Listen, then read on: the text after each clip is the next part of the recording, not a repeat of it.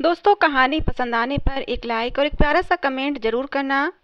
कहानी पसंद ना आए तब भी आप मुझे अपनी राय ज़रूर दें, जिससे कि मैं अपनी कहानियों में कुछ बदलाव कर सकूं। चलिए दोस्तों, कहानी शुरू करते हैं। ये सारा सामान ध्यान से रखो, आज तुम्हारी शादी है तो कोई भी चीज़ आगे पीछे नहीं होनी चाहिए। मैं जो कमरे में एकदम बेजार सी बनी बैठी थी, अपनी बहन की आवाज़ पर उठकर उसे देखने लगी, जो न सिर्फ मुझसे बड़ी थी बल्कि शादीशुदा भी थी और अपने पूरे ससुराल के साथ मेरी शादी में शामिल होने के लिए आई थी। आज मेरी शादी थी। हालांकि मेरा होने वाला पति अच्छा था, देखने का भी खूबसूरत था, पढ़ा लिखा भी था, कोई कमी नहीं थी, मगर मैं फिर भी खुश नहीं हो पा रही थी और ना ही मुझ में वो जोश था जो हर एक लड़की का उस समय होता है जब उसकी शादी होने वाली होती है। और उसकी वजह सिर्फ और सिर्फ ये थी कि मेरी शादी एक गांव से हो रही थी। मेरी तो हमेशा से यही इच्छा थी कि जिस तरह हम शहर में रहते हैं वैसे ही मेरी शादी भी शहर में ही होगी, जहां हर तरह की सहूलियत मौजूद होती है। लेकिन अभी मेरी पढ़ाई पूरी ही हो पाई थी कि मम्मी पापा के दूर पार के रिश्तेदारों में से कोई मेरा रिश्ता लेकर आ गया था। लड़के का नाम राहुल था, जो अच्छा खासा हैंडसम और प्यारा लड़का था, खाते पीते घराने से भी संबंध रखता था, सभ्य और संस्कारी भी था। लेकिन वही एक बात कि वो गांव से था।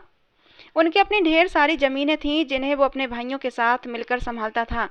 मम्मी पापा और भाइयों को वो लड़का और उसके घर वाले बहुत अच्छे लगे थे, तभी देखभाल कर और मिल मिलाकर मेरा राहुल के साथ रिश्ता तय कर दिया गया था और मुझसे एक बार भी नहीं पूछा गया था और ना ही मैंने राहुल को अब तक देखा था। वैसे तो मेरी जिंदगी का हर फैसला लेने का हक मेरे मम्मी पापा को ही था, मगर एक बार उन्हें पूछना तो चाहिए था कि मैं उन्हें बता पाती कि मुझे गांव में शादी नहीं करनी। मगर मेरे तो कुछ कहने की नौबत ही नहीं आई थी। मम्मी पापा राहुल के घर वालों को जबान दे चुके थे और अब अपनी जबान से पलट नहीं सकते थे। और फिर मैंने भी हालात के आगे खुद को छोड़ दिया और चुप हो गई। और आज सारी तैयारियां पूरी करने के बाद मेरी राहुल से शादी थी। अपनी बहन के साथ मैं पार्लर गई, वहां से सीधा मैरिज हॉल और फिर बारात आने के बाद शादी भी संपन्न हुई थी। खाना खाने का दौर चला और फिर मैं विदा होकर राहुल के साथ उसके घर, उसके गांव आ गई। लेकिन लेकिन मैंने अब तक राहुल को नहीं देखा था कि वो कैसा है कैसा नहीं, क्योंकि उसने अपने चेहरे पर सेहरा बांध रखा था, जिससे उसका जरा सा भी चेहरा नजर नहीं आ रहा था। हालांकि सब लोगों ने कहा भी कि दूल्हा का सेहरा हटाओ, लेकिन राहुल ने अपना सेहरा नहीं हटाया था। राहुल की माँ कहने लगी, हमारे यहाँ रिवाज है कि दूल्हा अपनी होने वाली दुल्हन को अपना चेहरा नहीं दिखा सकता, नहीं तो अपशगुन होता है। लेकिन सबसे मुझे यही सुनने को मिला था कि राहुल बहुत ही अच्छा और खूबसूरत लड़का है और तुम्हारी और राहुल की जोड़ी चांद सूरज की जोड़ी है। दिल से हर डर और बसबसों को दिल से निकाल कर मैं दिल में ढेरों उमंगें लिए राहुल के साथ विदा होकर अपनी ससुराल आ गई थी, जहां आते ही मुझे एक बड़े से हॉल में बिठाकर काफ़ी रस्मों रिवाजें की गई थीं, जिन्हें करते करते रात के 11 बज चुके थे। रस्में ख़त्म हुईं तो राहुल उठकर बाहर चला गया, जबकि मुझे मेरी सास और बाकी सब औरतें अंदर राहुल के कमरे में ले गईं, जो कि रिवायती अंदाज में सजा हुआ था। मुझे बेड पर बिठाकर मेरी जेठानी और मेरी ननद मेरी तारीफ़ें करने लगीं, मगर जब सास ने मुंह खोलकर अपनी बात कही तो मैं हक्का बक्का से उनकी तरफ देखती रही। जो मैंने सुना था क्या वो सही है या सिर्फ मेरे कानों का धोखा था? क्या मेरे कानों ने कुछ गलत सुना था? मुझे ऐसा लगता भी क्यों ना, मेरी सास ने बात ही कुछ ऐसी की थी। मैंने हैरानी से पूरी आंखें खोलकर अपनी सास को देखा था, जो बिना मेरी तरफ ध्यान दिए अपनी बात कह रही थी। आसपास मेरी दो जेठानियां और एक शादीशुदा ननद भी खड़ी थी, जो आराम से खड़ी मेरे हैरान से चेहरे के हाव भाव को देख रही थीं। मेरी सास ने बात ही कुछ ऐसी कही थी कि मैं विश्वास नहीं कर पा रही थी कि जो वो कह रही हैं क्या वो सच है या फिर कोई मजाक। मैंने हैरान होकर पूछा, ये आप कैसी बातें कर रही हैं? आखिर राहुल से शादी हुई है मेरी और हम दोनों के बीच पति पत्नी का रिश्ता है, आखिर ऐसा कैसे हो सकता है? मेरी बात सुनकर मेरी सास कहने लगी, ऐसा होकर रहेगा। जो मैंने कहा है तुम्हें वो बात मानना ही होगी, और जो कहा है उसे कान खोलकर सुन लो और अपने दिमाग में भी बिठा लो। तुम्हें अपने पति का चेहरा नहीं देखना है, और तब तक बिल्कुल नहीं जब तक तुम एक बच्चे को जन्म नहीं दे देती। उसके बाद बेशक जितना मर्जी उसका चेहरा देखना, मगर इससे पहले हरगिज नहीं, क्योंकि अगर तुमने अपने पति का चेहरा देख लिया, वो भी बच्चे के जन्म देने से पहले, तो तुम्हारा बच्चा अपाहिज पैदा होगा।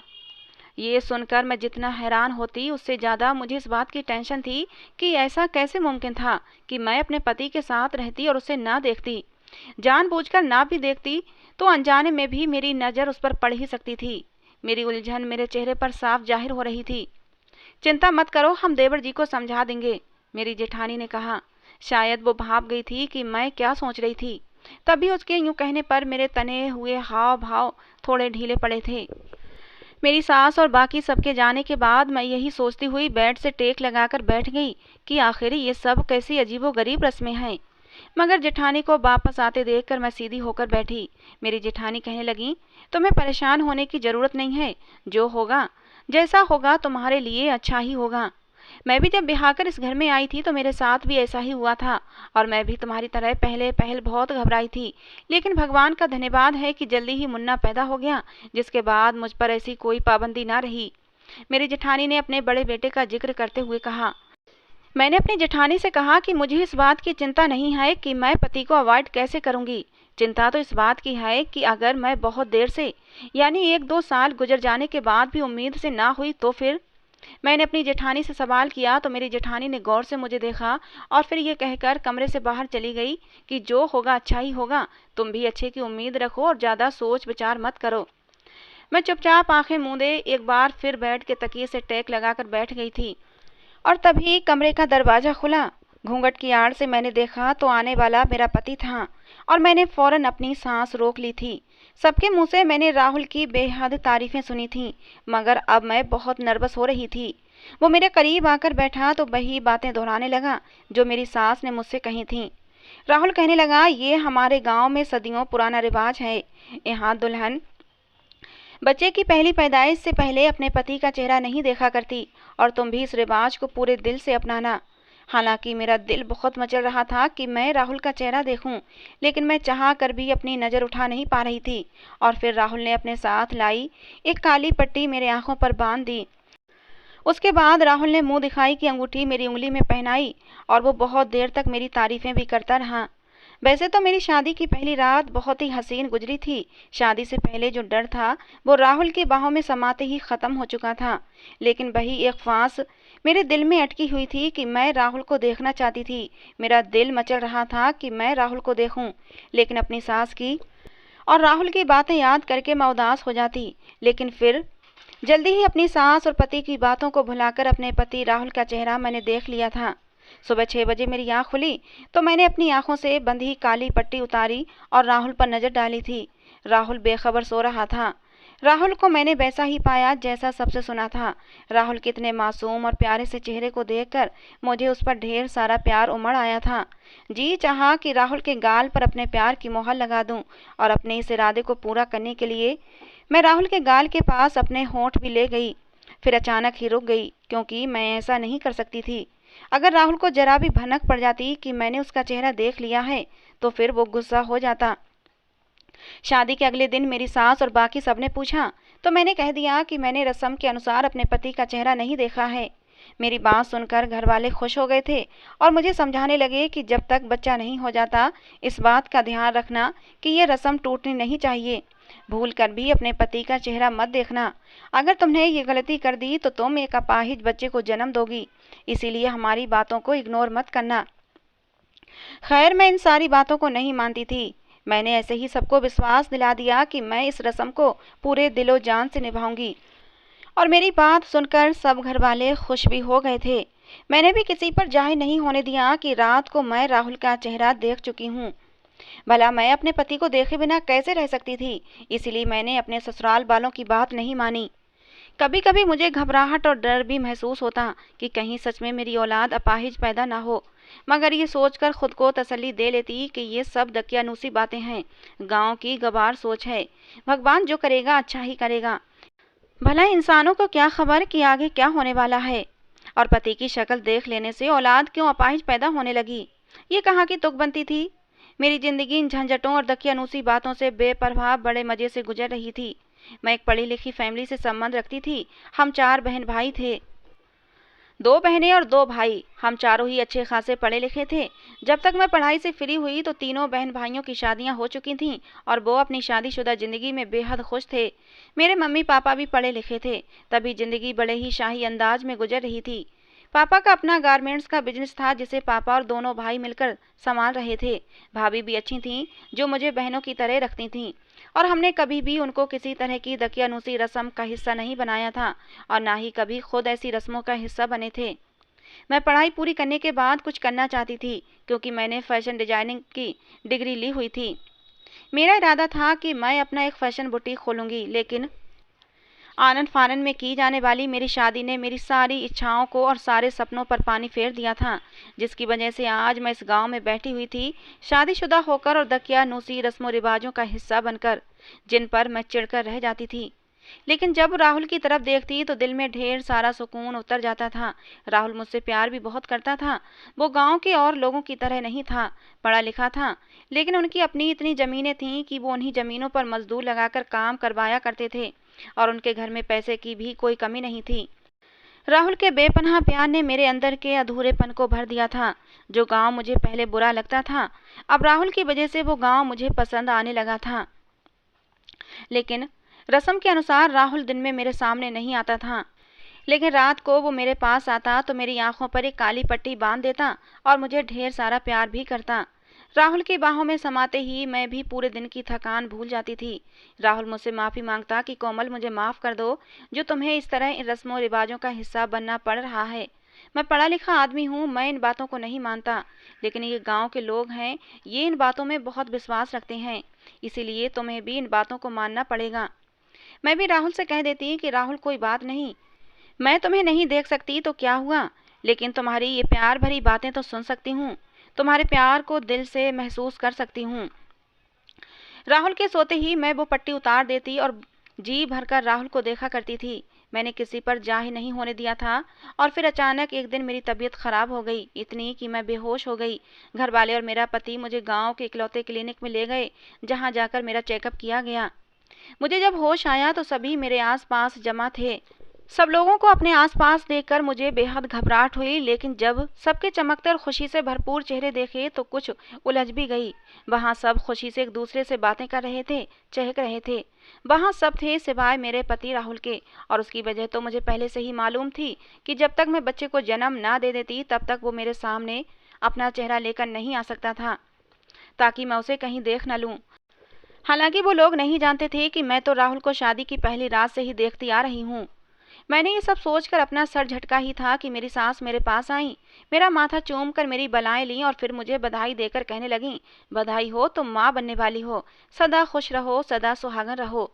सास के शब्द सुनकर पहले मैं उलझी, मगर जब बात समझ में आई तो खुशी से मेरा भी बुरा हाल हो गया। मैंने दिल ही दिल में भगवान का धन्यवाद किया कि अब जल्दी ही मैं बच्चे को जन्म दूंगी, जिसके बाद मेरे पति को मुझसे छुपना नहीं पड़ेगा। मैं ये खुशी अपने पति के साथ बांटना चाहती थी, मगर वो यहाँ नहीं था, क्योंकि हमारे बीच दकियानूसी रस्मों रिवाजों की दीवार खड़ी हुई थी। क्लिनिक से वो लोग मुझे घर ले गए। रात को जब मैंने आंखें मूंदे लेटी थी तब मेरा पति मेरे पास आया, मुझे सोया समझकर मुझे बधाई दी। मैं खुश थी और मेरा बहुत ज़्यादा ख्याल रखा जा रहा था। कुछ दिनों से मैं एक बात नोट कर रही थी जो मुझे बहुत हैरान भी क्या करती थी, कि जब मैं सो जाती तो राहुल रात को पता नहीं क्या बड़बड़ाता रहता था। एक बार ऐसे ही उसके बड़बड़ाने से मेरी आंख खुल गई तो मैंने देखा कि उसकी आंखों में आंसू थे और वो रो रो कर भगवान से माफ़ी मांग रहा था। कह रहा था कि मैंने औलाद के लालच में ये क्या कर दिया, हे भगवान मुझे माफ़ कर देना। मैंने जो कुछ किया वो औलाद के लालच में किया है। मुझे नहीं पता था कि मेरे हाथों इतना बड़ा पाप हो जाएगा। हे भगवान, मेरे इस पाप को माफ़ कर दे। मुझे कुछ समझ नहीं आता था कि राहुल ऐसा क्यों कह रहा था, और ये सिर्फ एक दिन की बात नहीं थी, बल्कि मैं अब रोजाना ही उसको ये करते देखा करती थी। वो समझता था कि मैं सो गई हूँ, लेकिन मैं सिर्फ सोने का नाटक करती थी और उसको रोते हुए और भगवान से माफ़ी मांगते हुए देखा करती थी। मुझे समझ नहीं आता था आखिर वो ऐसा क्यों कहता है, और ये सिलसिला तभी से शुरू हुआ था जब से मैं उम्मीद से हुई थी। इससे पहले ऐसा कुछ भी नहीं था। वो रोज भगवान से माफ़ी मांगा करता। मुझे तो अब डर लगने लगा था कि कहीं मेरे पति को पता तो नहीं चल गया कि मैंने उसे देख रखा है, और अब से नहीं बल्कि शादी की पहली रात से ही कहीं मेरा बच्चा सच में अपाहिज तो पैदा नहीं होगा। मैं अब बेतहाशा घबराने लगी थी। मुझे ये हमेशा से दकियानूसी अजीबोगरीब रिवाज बिल्कुल भी पसंद नहीं थे, लेकिन अब पता नहीं क्यों मैं घबराने लगी थी कि कहीं मेरा बच्चा सच में अपाहिज पैदा न हो। और इसी वजह से मैं बहुत ज़्यादा डरी डरी सी रहने लगी थी। मुझ में इतनी हिम्मत भी नहीं थी कि मैं राहुल से कुछ पूछ सकती, क्योंकि मुझे डर था आगे से उसने भी मुझसे सवाल कर लिया कि तुमने मना करने के बावजूद मुझे क्यों देखा, तो मैं उसे क्या जवाब दूंगी। बस यही सोच कर मैं चुप हो जाती। समय गुजरने के साथ साथ मेरे दिमाग में अजीब अजीब सी सोचें आने लगी थीं, जिनको मैं चाह कर भी झटक नहीं पाती थी। समय धीरे धीरे गुजरने लगा था, लेकिन मेरे पति का ये रूटीन खत्म नहीं हुआ था कि वो रातों को उठकर भगवान से माफ़ी मांगा करता था, और मेरी परेशानी ज्यों की त्यों बनी हुई थी। मैं पहले से भी ज़्यादा चुप चुप रहने लगी थी, लेकिन किसी पर चाह कर भी ये जाहिर नहीं होने देती थी कि बच्चे से पहले ही मैं उनकी रस्म को तोड़कर अपने पति का चेहरा देख चुकी हूँ। उस दिन भी एक रूटीन का दिन था। मैं आज जल्दी ही सो गई थी, क्योंकि मैं आज काफ़ी थकी हुई थी। मेरा आखिरी महीना चल रहा था और डिलीवरी भी होने वाली थी, लेकिन आजकल मैं जल्दी ही थक जाया करती थी। अभी मुझे सोए कुछ देर ही गुजरी थी जब अचानक मेरी आवाज़ किसी के रोने की आवाज़ सुनकर खुली थी। मैंने दाएं तरफ को गर्दन मोड़ कर देखा तो मेरी निगाह राहुल के ऊपर जा टिकी थी, जो कमरे में बने छोटे से मंदिर के सामने भगवान से हाथ जोड़कर माफ़ी मांग रहा था, और हमेशा की तरह आज भी कह रहा था कि मैंने ये औलाद के लिए किया है। मैं एक झटके से उठकर बैठ गई और गुस्से भरी आवाज़ में कहा कि ऐसा भी क्या कर दिया है राहुल आपने, जो यूं रो रो कर रोज रात को भगवान से माफ़ी मांगते हैं। मेरे गुस्से भरे अंदाज पर राहुल ने मेरी तरफ देखा, लेकिन मैंने निगाहों का रुख मोड़ लिया था ताकि उसे यही लगे कि मैंने उसे नहीं देखा है। राहुल कहने लगा, कुछ नहीं, बस यूं ही भगवान से अपने छोटे मोटे गुनाहों की माफ़ी मांग रहा था, तुम सो जाओ।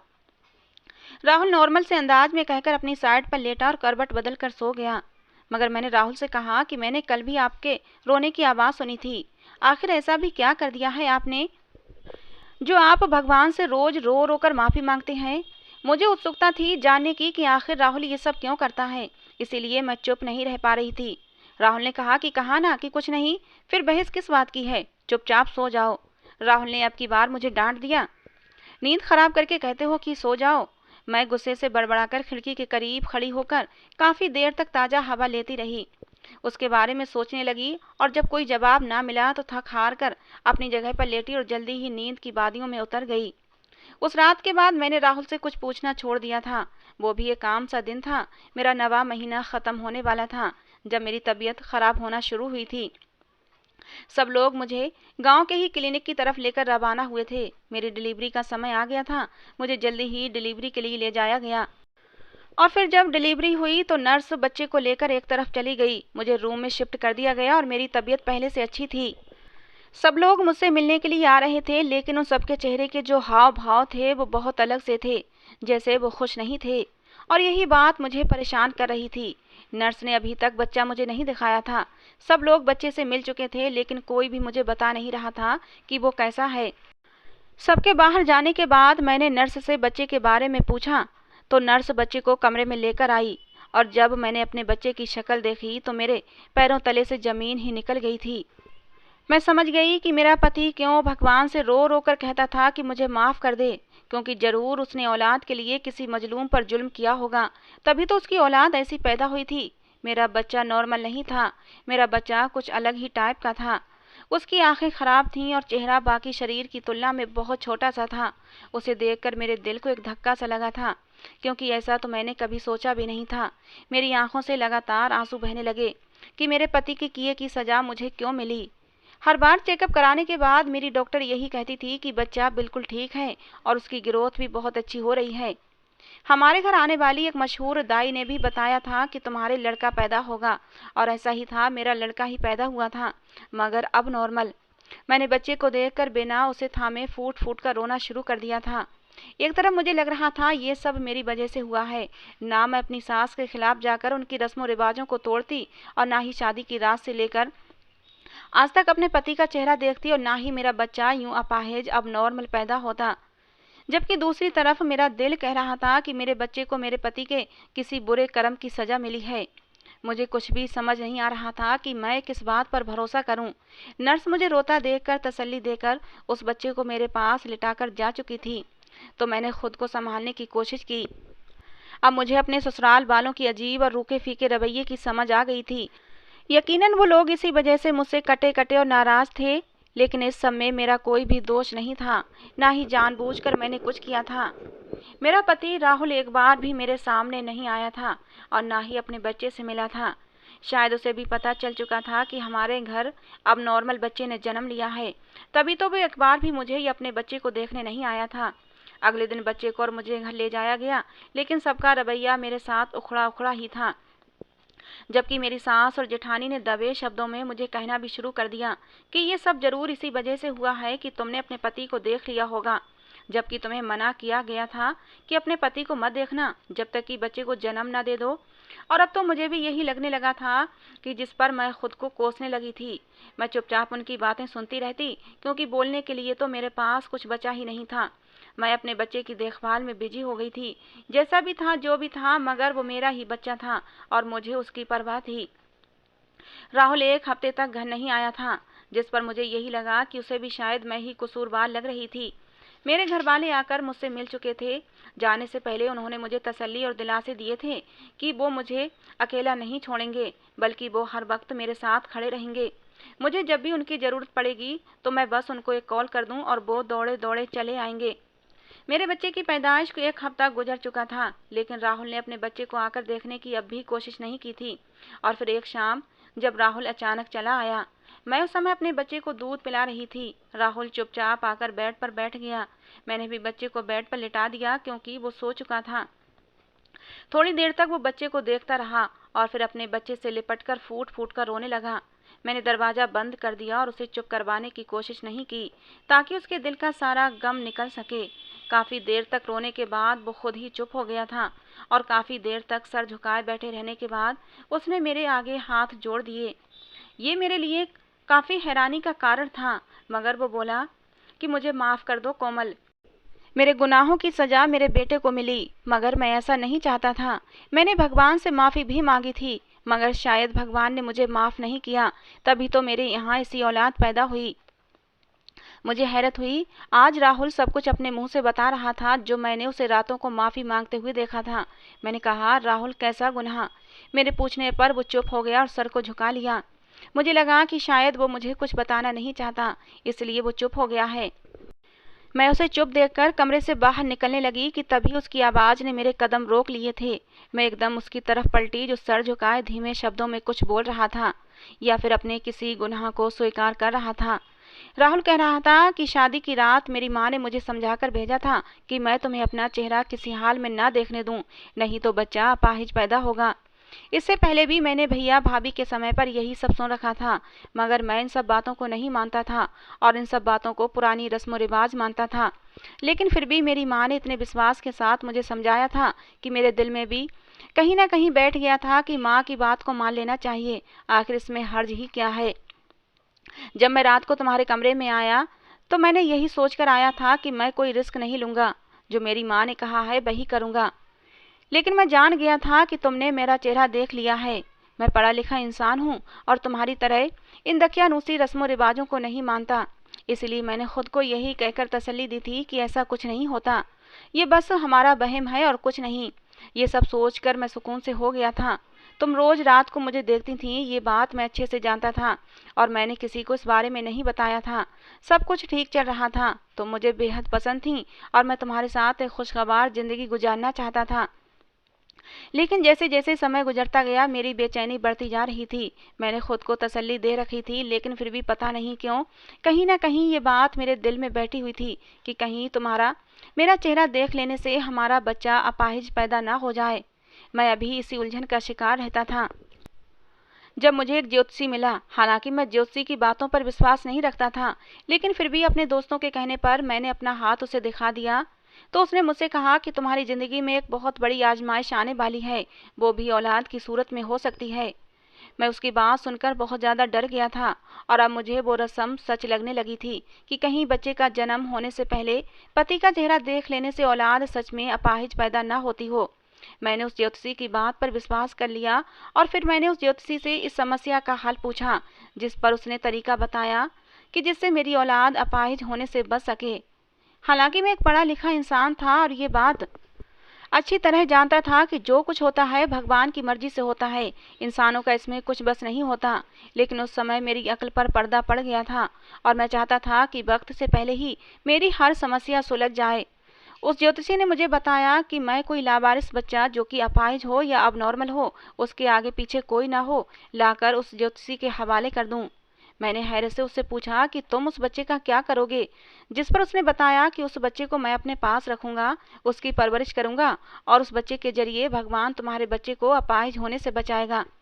मुझे कुछ समझ तो नहीं आया, मगर मैं उसकी बात मान गया कि उस वक्त मुझे अपना बच्चा, जो अभी दुनिया में आया भी नहीं था, वो सही सलामत चाहिए था। मैंने उसकी बात मानकर कुछ दिनों के अंदर अंदर एक अनाथ अपाहिज बच्चा लाकर उसके हवाले कर दिया। उस बच्चे का इस दुनिया में कोई नहीं था। वो ज्योतिषी बच्चा लेकर चला गया अपने ठिकाने पर जहाँ वो रहता था। कुछ दिनों के बाद मैं उस ज्योतिषी से मिलने उसके ठिकाने पर पहुंचा कि उससे पूछ सकूं कि वो बच्चे की परवरिश अच्छे से कर रहा है या नहीं। लेकिन जैसे ही मैं वहां पहुंचा तो वहां से पुलिस और एम्बुलेंस बाहर निकल रही थी, जबकि उस घर के आसपास लोगों की बेहद भीड़ थी। लोगों से पूछा तो पता चला यहाँ से किसी अपाहिज बच्चे की लाश मिली है, जिसे जान से मार कर उसके अंग निकाल लिए गए हैं, और ये सब किसी ऐसे गिरोह ने किया है जो इन चीज़ों का बिजनेस करते हैं। मेरी आंखों के सामने उसी ज्योतिषी का चेहरा घूम गया, यानी उसने मुझसे झूठ बोलकर ये सब करवाया था। मुझे खुद से शर्मिंदगी होने लगी कि अपनी खुदगर्जी से मैंने ये क्या कर डाला। मैं सीधा पुलिस के पास जा पहुंचा और उसे बताया कि इस घर में जो रहता था उसको मैंने देखा हुआ है। मैंने उस ज्योतिषी का स्केच बनवा दिया ताकि पुलिस उसे तलाश कर सके। और उन्हीं दिनों तुम मम्मी से हो गई थी। मैं खुश था, मगर अंदर ही अंदर दुखी भी था और डरा हुआ भी था कि कहीं वो सब जो मैंने गलती से किया मेरी औलाद के सामने ना आ जाए। मैं अपने किए गए काम पर बहुत ज़्यादा शर्मिंदा था। तभी रो रो कर मैं भगवान से माफ़ी मांगा करता था, लेकिन भगवान को शायद मेरी माफ़ी स्वीकार नहीं थी, तभी मुझे अब नॉर्मल औलाद देकर मुझे सजा दी है। सब तुम्हें कसूरवार समझते हैं कि ये सब इसलिए हुआ कि तुमने बच्चे की पैदाइश से पहले मेरा चेहरा देख रखा है, जबकि मुझे लगता है ये सब मेरे किए की सजा है। ये रस्में सब वहमी बातें होती हैं जो इंसानों ने खुद ही बना रखी हैं, जिनका हकीकत से कोई लेना देना नहीं होता। होना वही होता है जो किस्मत में लिखा होता है। सारी हकीकत जानकर मैं दंग रह गई थी, मगर जो कुछ हो चुका था उसे बदला नहीं जा सकता था। तभी मैंने अपने पति को सब कुछ भुलाकर जिंदगी में आगे बढ़ने के लिए कहा। एक हफ्ता गुजर चुका था जब अचानक हमारा बच्चा बीमार पड़ गया। उसे खून की कमी हो गई। हम उसे क्लिनिक ले गए ताकि अपना खून दे सकें, मगर जो हकीकत सामने आई उसने हमारी दुनिया हिलाकर रख दी थी। खून का टेस्ट कराते वक्त बच्चे का डीएनए हमारे डीएनए के साथ मैच नहीं हुआ था, जिसका मतलब था ये बच्चा हमारा था ही नहीं। मेरे ससुराल वालों ने क्लिनिक में बवाल मचा दिया था कि हमारे साथ धोखा हुआ है। क्लिनिक के ओनर ने बौखलाकर उस दिन पैदा होने वाले सभी बच्चों की लिस्ट मंगवाई और फिर बारी बारी सब पेरेंट्स को उन बच्चों के साथ क्लिनिक बुलवाया गया जो उस दिन अस्पताल में पैदा हुए थे। उस दिन कुल 8 बच्चों की पैदाइश हुई थी। 8 बच्चों का डीएनए हमारे डीएनए से मैच करके देखा गया तो एक बच्चा जो बेहद खूबसूरत और पूरी तरह सेहतमंद था, उसका डीएनए हमारे डीएनए से मैच हो गया। उस बच्चे को देखते ही मेरी ममता छलक पड़ी थी। वो तो बिल्कुल राहुल की कॉपी था। मैंने कसकर उसे अपने सीने से लगा लिया था और फिर हमारे पास जो अब नॉर्मल बच्चा था उसका डीएनए उन पेरेंट्स से मैच हो गया जिनके पास हमारा बच्चा था, यानी नर्स की लापरवाही से बच्चा बदल गया था। अब नॉर्मल बच्चे के पेरेंट्स बिल्कुल मानने को तैयार नहीं थे कि ये अब नॉर्मल बच्चा हमारा है। वो क्लिनिक वालों को झूठा ठहराने लगे और हमारे बच्चे को ले जाना चाहा, मगर हम उन्हें शहर के एक बड़े अस्पताल ले गए जहां डीएनए टेस्ट के जरिए ये बात साबित हो गई कि उनके पास हमारा ही बच्चा था। जिसके बाद उन्होंने रोते हुए हमारा बच्चा हमें दे दिया और अपना अब नॉर्मल बच्चा ले गए। मेरी इज्जत अब ससुराल में बढ़ गई थी और उसके साथ ही हमें यह भी समझ आ गया कि रस्में झूठी होती हैं और जो होता है भगवान की मर्जी से ही होता है। और भगवान को राहुल का पछतावा और माफ़ी भी पसंद आई थी, इसीलिए भगवान ने राहुल को माफ़ भी कर दिया था जो उसने हमें इतनी बड़ी आजमाइश से निकाल लिया था। आज मैं अपने 2 बच्चों और राहुल के साथ एक खुशगवार ज़िंदगी जी रही हूँ, जिसमें किसी भी तरह की कोई दकियानूसी और सदियों पुरानी रस्मों रिवाज के लिए कोई जगह नहीं है। तो दोस्तों ये थी आज की हमारी कहानी। आपको कैसी लगी ज़रूर बताना। कहानी पसंद आई हो तो प्लीज़ एक लाइक और कहानी को लेकर एक कमेंट ज़रूर करना। कहानी को अंत तक सुनने के लिए आप लोगों का बहुत बहुत धन्यवाद दोस्तों। मिलते हैं अगली किसी नई कहानी के साथ।